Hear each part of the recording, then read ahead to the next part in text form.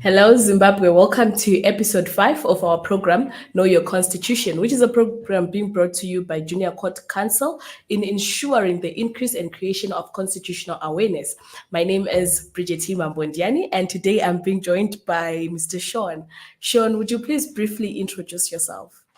Hello, Zimbabwe. My name is Murira Kumbirai Sean. I am currently doing my undergraduate degree, that is under the Faculty of Law at the University of Zimbabwe. It's an honor to be here. Thank you. Welcome. So I understand today we are going to be looking at Section 50, which is the rights of arrested and detained person. And this is a quite longer section, that has got so much details. So, Mr. Sean, will you please give us an interpretation, your understanding of the contents of the section? Bridget, a specific group of people, that is, they're arrested or they're detained, they usually have their rights violated, mainly because they might not know them, and sometimes because as someone who is being accused of a crime, you might feel as if you're obliged to just agree on anything, but usually they get their rights violated most of the time. So when it comes to the interpretation, firstly, they have to know that when they are arrested by any peace officer, they have the right to be told the reasons or the grounds upon which they are getting arrested.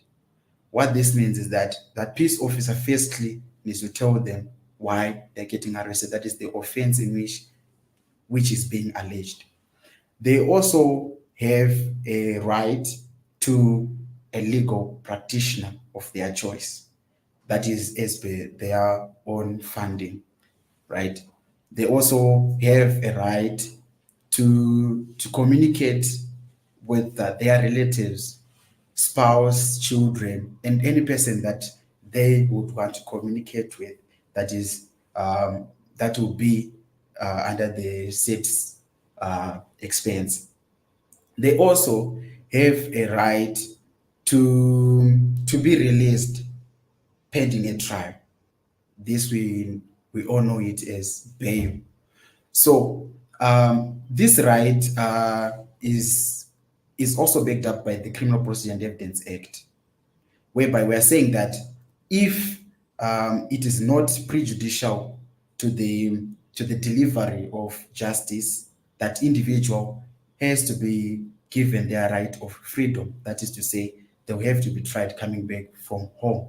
But we also have to understand that there is a limitation to it. What is the limitation? The limitation comes in when we're saying that if the court is determined that the release of this certain individual would be against the interest of justice, that individual will be remanded in custody. So this is where, how then do the courts come to this determination? They are now looking into whether that individual will tamper with a witness, whether that individual will tamper with evidence, or even try to abscond court. Absconding court being maybe fleeing from the country and stuff, and others, of course.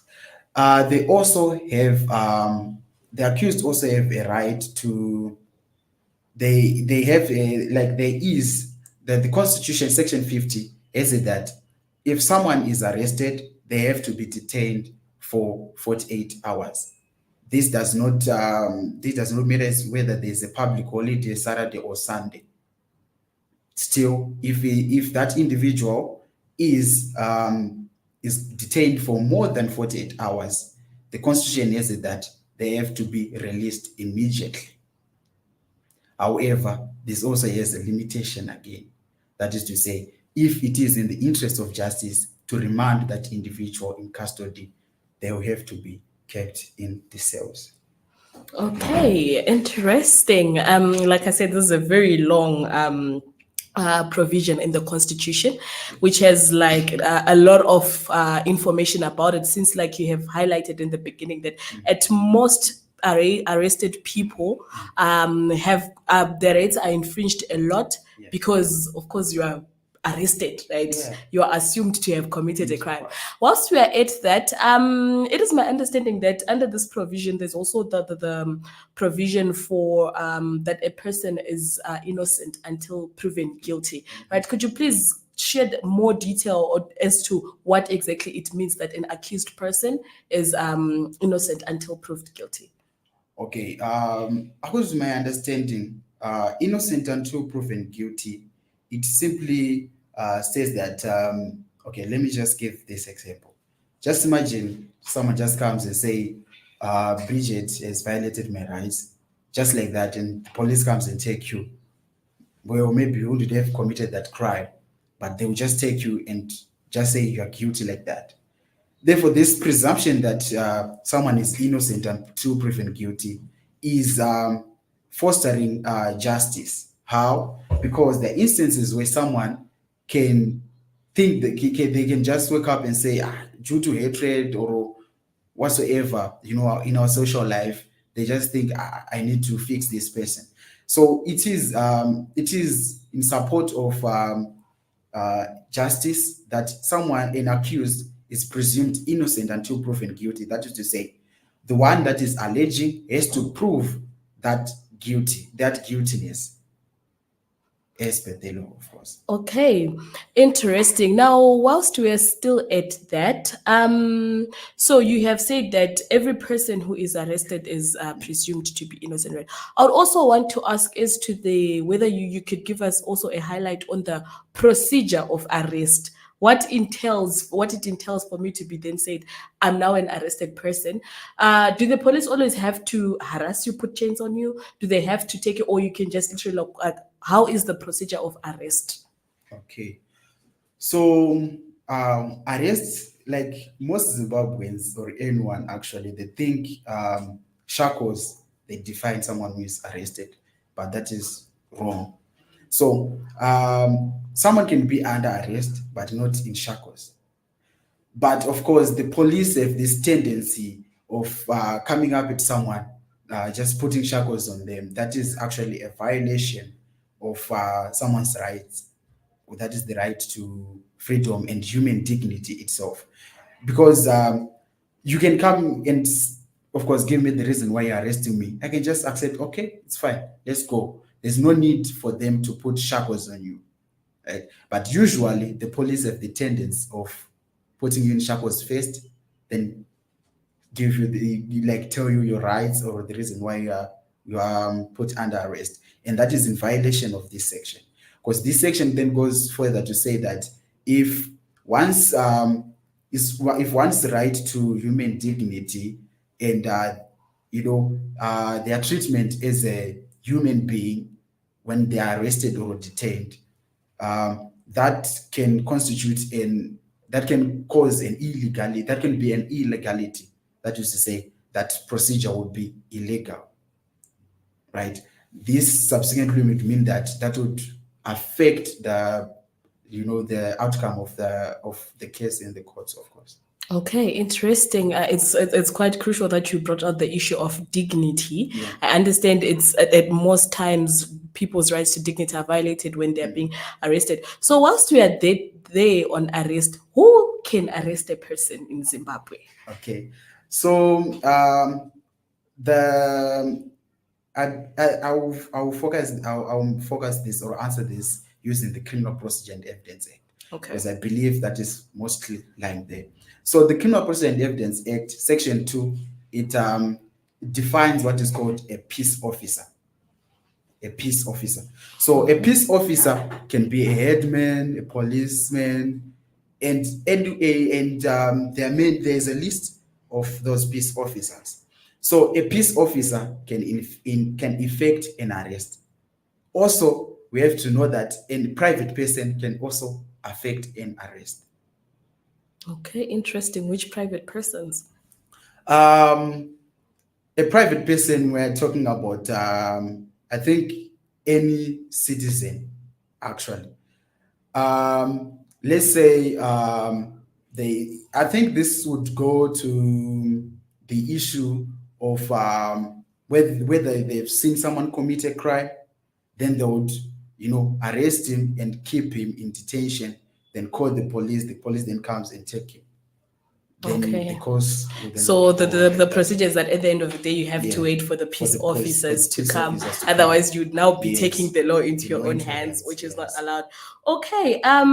Interesting. So whilst we are at there, as a law student, would you what's your opinion pertaining to the rights of arrested and detained peoples in Zimbabwe? Because of late we have had so many articles pertaining to the infringement of the rights of people when they are arrested. Would you say that in Zimbabwe this right is being really given to people to that extent, or there are some holdbacks which are in other ways unlawful? Okay. That's a very interesting question that you have asked. But okay, I'll answer you in this manner. I believe that sometimes um, their rights they are upheld, Okay. but there are instances where those rights are violated. Let's say this section 50, it says that someone who is detained is supposed to be tried at a reasonable time, right? So what this means is that when we find someone who is now in prison for 500 something days, that is not a reasonable time. Okay. I believe that's not a reasonable time. So highlighting on that matter of the 500 something days I am giving as a hypothetical case, I'll Okay. believe that that would be against the constitution. That is a violation of the rights of the accused. Why? Because usually, if we look in Zimbabwe, you'd find someone who was arrested, who was detained, who is in remand from like 2019, a case being tried in 2021. That calls for question: is that a reasonable time to keep someone detained for a whole year in prison? To me, no. Therefore, I think that the judicial system is to look into that, then try to correct that issue. Again, I'll come back to you. As a law student, what would you say is the remedy then if we're having such irregularities whereby the rights of the arrested person, for example, to be tried are not being exercised? What would you then proffer as an upcoming lawyer to be the solution to such? Firstly, I think we have to understand why it happens. So Okay. there's when a case is being handled with, there's always some things that come into play. That is to say, the issue of your social standing. Usually in Zimbabwe, this always comes into play: your social standing and your political standing. So what this means is that if usually there's no way that you can find Strive Marcia staying in prison like for 500 something days without a trial. That's not it. It won't happen actually. But then, if you're someone like me, I'm not really known by anybody. I'm not well known. I don't have money. Usually, those kind of people are marginalized. Their rights are usually violated because of their social standing. But those with money, with influence, their rights are always upheld at the most. Then the issue of, and I think a remedy to that is that we need to foster equality and not look into the matter of who you are or what you are. That is to say, let's all create a system whereby we do not look into someone's social standing. Then the issue of politics, that's a very heated topic, of course. Politics always comes into play. I think we can all agree.